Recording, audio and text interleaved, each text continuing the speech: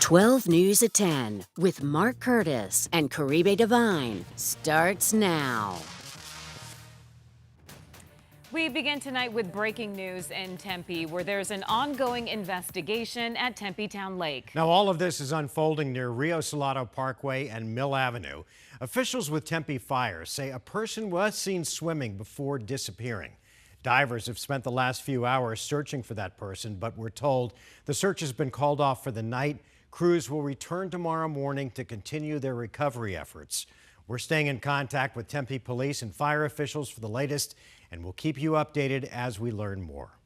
Tonight, an Arizona woman is lucky to be alive after a crash left her trapped in her vehicle for nearly 2 days. Good evening, and thanks so much for joining us for 12 News at 10. I'm Caribe Divine. I'm Mark Curtis. Authorities rescued the woman Saturday in a remote area about 10 miles north of Lake Pleasant. Team 12's Chase Golightly is there tonight to tell us how she survived.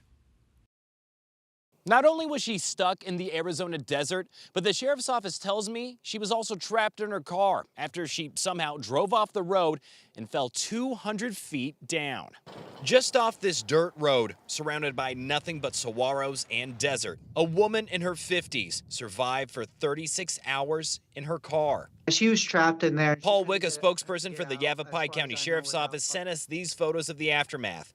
You can see the heavy damage the car received from falling 200 feet off an embankment on Castle Hot Springs Road, in an area with no cell phone service. But what saved her were cyclists who were on that same road and somehow saw the car. They were able to GPS the location. A sheriff's deputy arrived and called Arizona Department of Public Safety for rescue. The deputy then went down the embankment themselves and saw that the woman was miraculously alive. She was a little bit dehydrated. So how could someone survive being trapped for this long in their car with no help? She had some water, some snacks, just barely able to make it that far.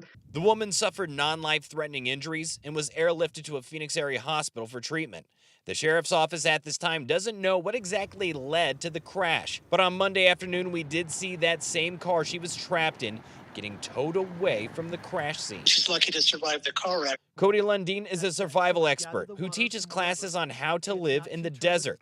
He says the woman having water in her car was key, but getting trapped inside may have also played a role in keeping her alive. And frankly, not doing a whole lot. If you're trapped in your car, you're not moving around, exerting, sweating, blowing for more metabolic water. Lundeen also encourages people to be prepared when making any kind of trip, whether it be on vacation or just going to the store. So have water, tell someone where you're going, have a way to make shade, to get out of the sun and just go prepare. There's no excuse to not have water in Arizona, especially in the summertime. We're near Morristown. Chase Golightly, 12 News. All right, Chase, thank you.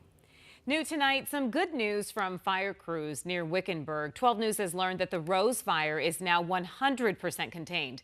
12 News brought you live coverage of the fire when it first sparked last Wednesday night, burning about 166 acres. According to forestry officials, it destroyed 15 structures, including 7 homes.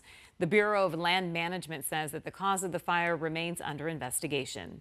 Meanwhile, crews are continuing to battle the Riverside fire west of Bartlett Lake. It's burned 177 acres, but we're told that the fire's forward progress has now been stopped.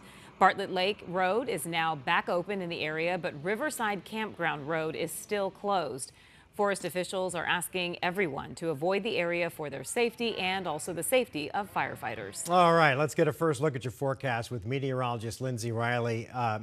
It didn't feel that way to me, but supposedly we got a break from the extreme heat today. Yeah, I mean 108. We're calling 108 a break. That's a break? Yeah, in Arizona summer it is. And tomorrow 105. I mean, this is the temperatures, though, that we're headed toward later this week. Thursday to Saturday, we will likely have another excessive heat warning. Temperatures as hot as 115. It'll be our first 115 of the year. Tomorrow, we'll be going down to 105 after a high today of 108. then up to 107 on Wednesday, 113 Thursday, 115 on Friday, and back to 113 Saturday. Temperatures will remain above 110 into next week. Here's a look at our 12 News exclusive monsoon meter, and for tomorrow, we have zeros on the meter, and that means no rain, no storms. It is going to be a bright sunny day for our Tuesday, but we are looking at the chance for some monsoon moisture later in the week. Now, this is our 6 to 10 day outlook. Most of the country is looking at above average temperatures through June 27th, but check this out. Our first monsoon chances, at least across eastern Arizona, over the next 6 to 10 days. We have about a 30 to 50% chance to see it across eastern Arizona. Still looking dry for the valley, but I'll show you exactly what areas could see some of that rain over the next few days coming up in my full forecast. Mark? Okay, Linz, thanks. We continue to stay on top of the latest developments. After the tragic death of a Scottsdale police officer, officials say a preliminary investigation shows that Detective Ryan So died after a rifle accidentally went off following a search warrant and arrest operation. 12 News journalist Bianca Bono has the latest on the investigation.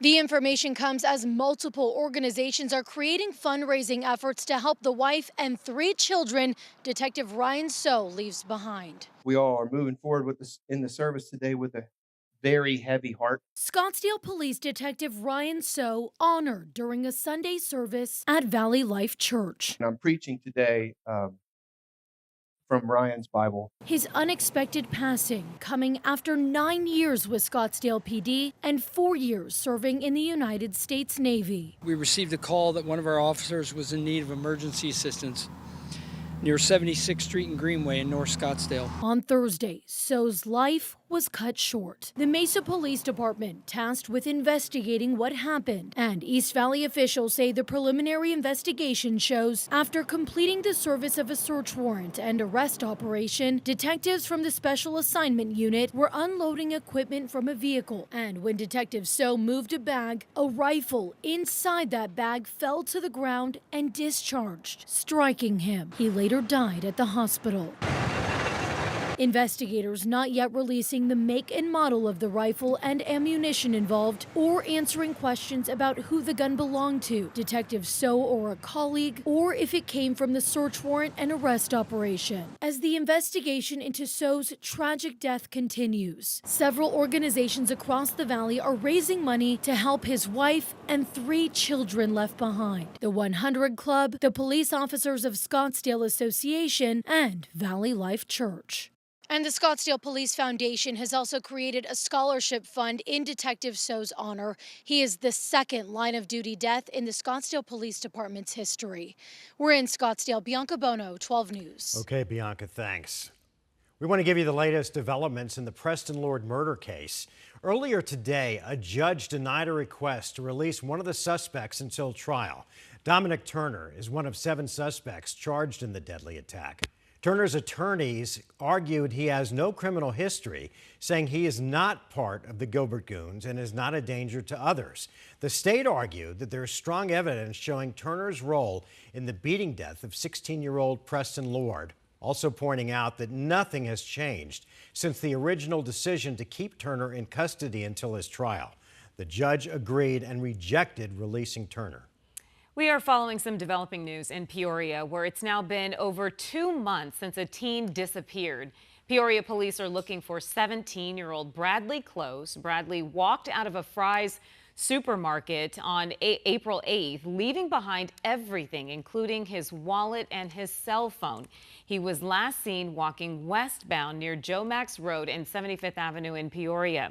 Bradley's aunt says that they've conducted search parties, shared missing posters, and checked surveillance video, but cannot find any clues as to where the teen could have gone.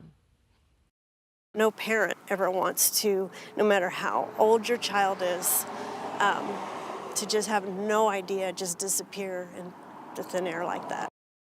Police say that they've received several leads, but none of them have led to Bradley. He is autistic and considered to be endangered. If you have any information, you're asked to call Peoria Police. Still ahead, state lawmakers are sending a finalized budget to the governor. We'll break down how the state's school voucher program is being addressed. Plus, warning labels for social media platforms. Why the U.S. Surgeon General wants Congress to treat those apps like alcohol and cigarettes.